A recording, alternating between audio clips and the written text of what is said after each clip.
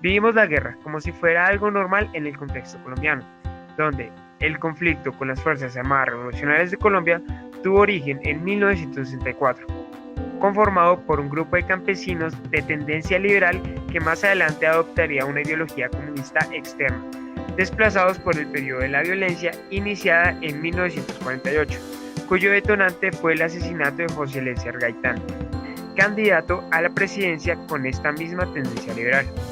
Luego de este suceso, los seguidores de Gaitán decidieron alzar la voz y realizar protestas en diferentes partes del país.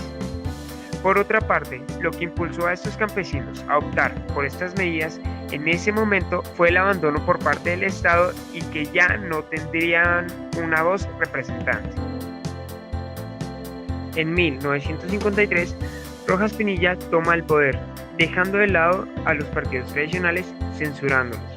Estos partidos se unen para acabar con esta dictadura y lidiar con factores externos que ocurrían en Colombia, realizando un tratado que duraría 16 años, llamado el Frente Nacional, de donde parcialmente se distribuían el poder entre ambos partidos tradicionales.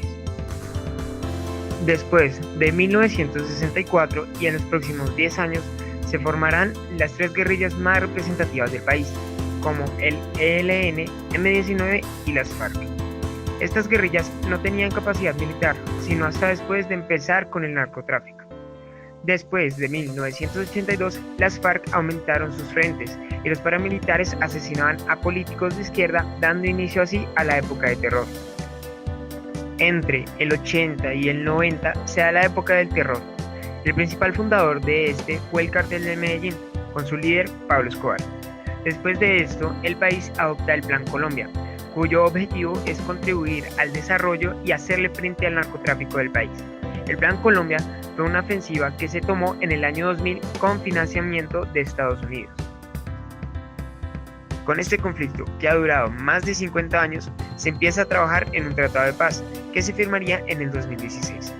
El 2 de octubre de este mismo año se realizaría el plebiscito para apoyar o negar dicho tratado. La mayoría de colombianos no apoyaron este plebiscito porque no estaban de acuerdo con lo que se hallaba ahí estipulado.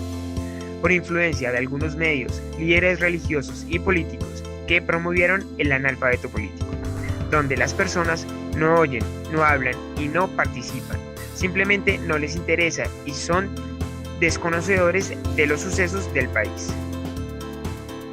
Si el docente colombiano toma una posición crítica frente a este tema, podrá usar su mirada, experiencia y postura para influir en el contexto, garantizando la participación y convivencia de cada individuo, reconociéndolo como ser humano, educando para la paz y reconciliación sin imponerla.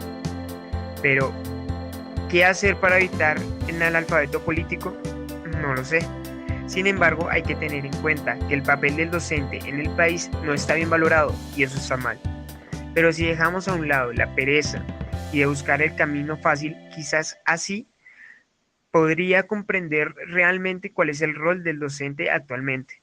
La razón por la cual los medios y los líderes lograron influenciar de manera errónea fomentando la violencia es porque no sabemos convivir con los demás, no sabemos ser lo mejor de nosotros mismos y mucho menos perdonar.